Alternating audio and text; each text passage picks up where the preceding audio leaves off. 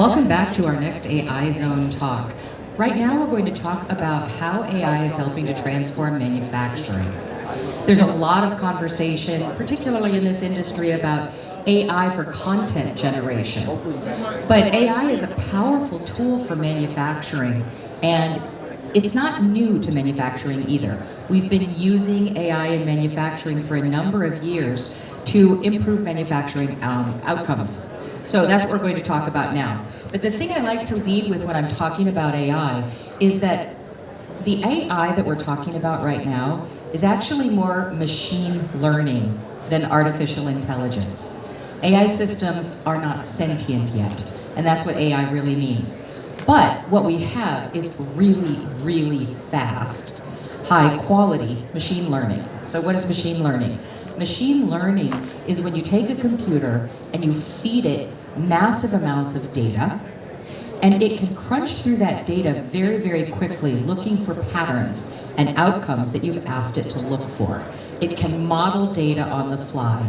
It can visualize data on the fly, allowing people to make better management decisions. So one of the things we know as we go throughout all work environments is that a lot of people that are working in environments and making decisions lack what we call numeracy. So we're comfortable with looking for literacy in our people that are using written instructions and trying to use words to make sense of things, but we don't always talk about numeracy. People don't know how to look at numbers and have them tell a story that allows them to make better decisions. AI is a powerful tool for supplementing the lacking numeracy in our workforces. So for instance, if someone looks at a spreadsheet, they may see just a lot of different numbers and start viewing those numbers in isolation. When we feed those numbers to AI, AI is capable of taking them and turning them into not only visual charts, but the right visual charts. Because each type of graphical chart we can use to understand our business numbers tells a different story. So a pie chart is telling a different type of story than a bar graph. And a bar graph is telling a different type of story than a line graph. And most people don't learn how to decide which type of graph to use. So we look at spreadsheets, we mess around with a bunch of numbers, and then we try to make decisions based on little pockets of information that aren't necessarily the whole picture. AI can take all that information, crunch it, and say, what story are these numbers telling, and then present it in the graphical data that allows a manager to look at it and say, oh, wow, I understand that story. Those numbers are telling me a story, and now I can make a better decision. Manufacturing environments rely on a lot of data to function well. And so this aspect of visual numeracy, of crunching numbers and giving us better information for decision making, that is one of the first ways that AI is and will transform manufacturing. It'll allow manufacturing and production managers to make better decisions. So what's the next way that we see AI transforming manufacturing? And in my company, we work in manufacturing in the jewelry industry, but also in other industries. There is a difference in the jewelry industry where we do so much casting. Most casting machines are not pumping a lot of data into a shared data environment. They're just not set up that way. We can get data out of our casting machines if you have the right machine, and you can see information about past casting runs. But where AI can really be powerful is if you're also doing fabrication. So if you've got CNC machines and lathes and various types of furnaces and autoclaves, those kinds of machines are all programmed now to feed data to a central data system so that we can make better decisions about our manufacturing from that. Well, AI is now part of that system. And it allows us to do better predictive maintenance. So AI can look at the output of data from the machines in a manufacturing environment and actually identify when a manufacturing component, a machine, or an area of the manufacturing plant is throwing data that suggests maintenance is necessary.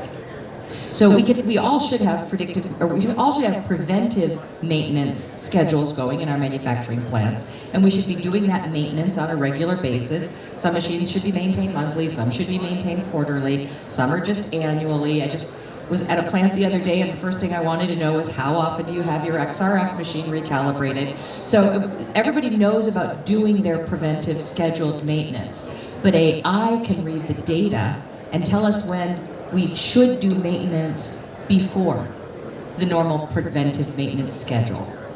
So that's another powerful way that AI is helping manufacturing do a better job. The next area that AI is really impactful for manufacturing is in quality control.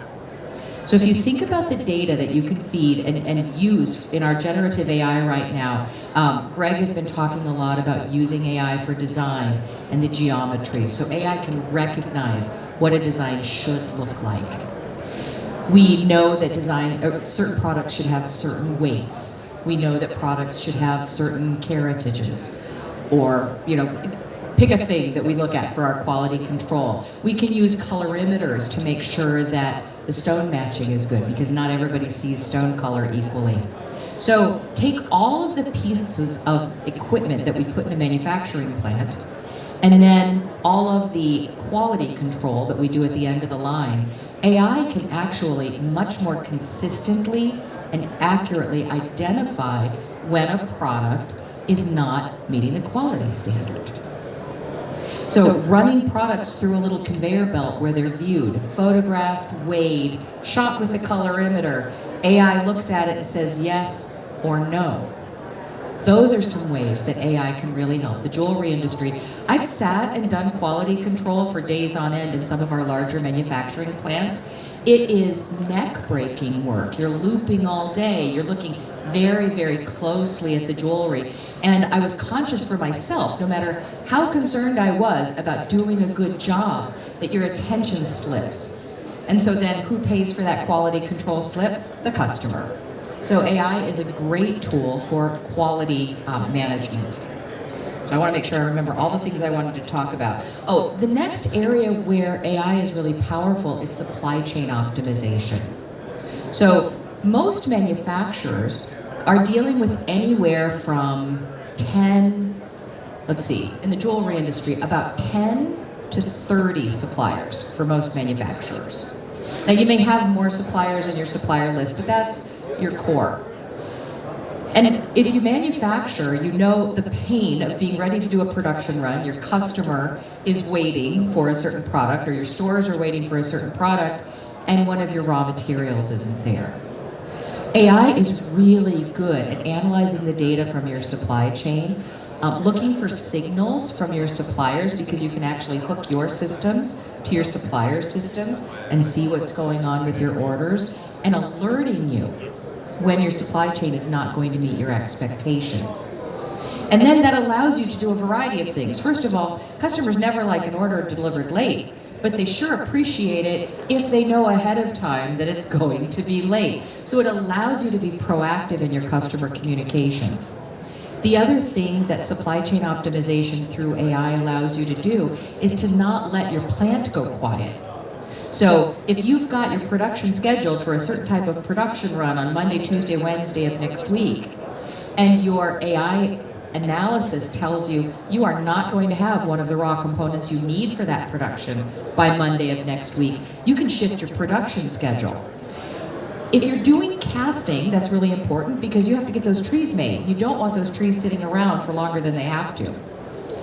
If you're using CNC machines, and you have to actually turn over a machine a couple of days warning, is really valuable, so that you don't have a bunch of CNC downtime.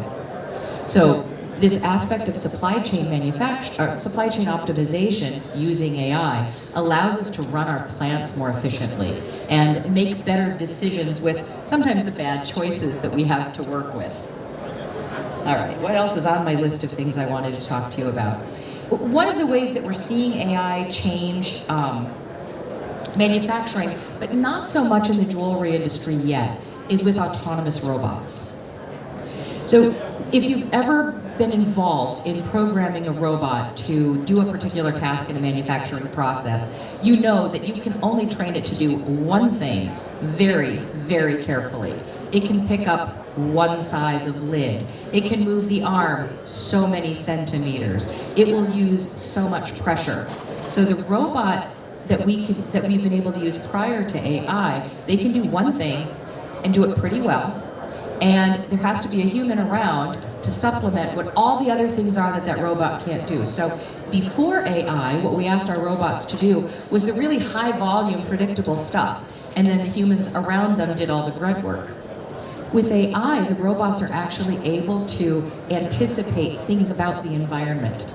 And so we can get robots to do different things than we've been able to get them to do before. Because again, that camera can see the shape, it can see the distance, it can recognize the pattern.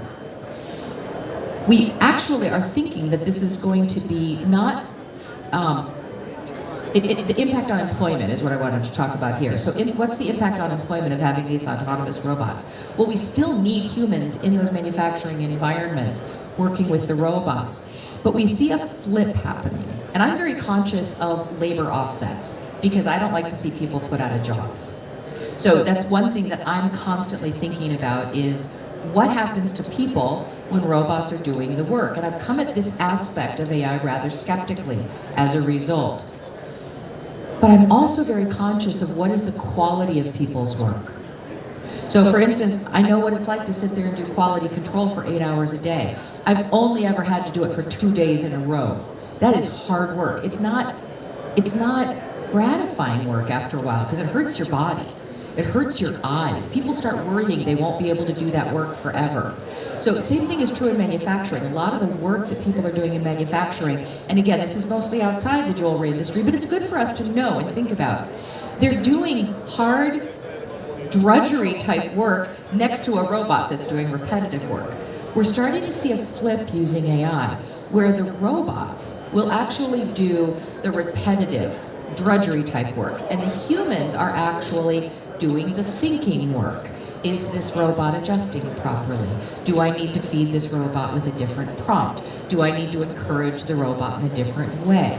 So they get to do more thoughtful, robot supervisory type work, but the same people who are doing the work now can do that work. You don't need some kind of degree in robotics to do the work that I'm talking about. So we're referring to this as technology as a teammate, as opposed to technology taking over the work environment, because none of the AI robotics right now can function without people functioning alongside them. So that is another way that AI is changing manufacturing. And then I guess the last thing I'd like to talk about is mass customization and personalization. So in the jewelry industry, we know people want personalized jewelry. They want customized jewelry. That's part of what makes jewelry exciting. We're also seeing that across other industries. People want their handbags customized. They want their clothing customized. So across manufacturing, we're seeing a lot of interest in mass personalization or customization, and a lot of interest in short runs of products that are doing a specific thing. So maybe you're running a particular component for a company and all their employees, and then you have to make a switch and you're doing it for another company, similar product but some customization. So there's lots of different ways that customization shows up in industry now that isn't just a jeweler working on one piece of jewelry at a time. Well, let's go back to what I started with, the data aspect of AI. AI can take in data from the marketplace, from your customer base. It can monitor your competitors in any way you like. It can watch all the satisfaction ratings with all of your products, look at your return rates, look at what's selling and what's not, and using its incredible numeracy, it can point out opportunities for mass customization and personalization that you may not have been aware of. Because we have a tendency to look at our businesses as what has to happen today, what spreadsheet do I have time to look at, and do I actually have enough time to glean insight from the spreadsheet I'm looking at.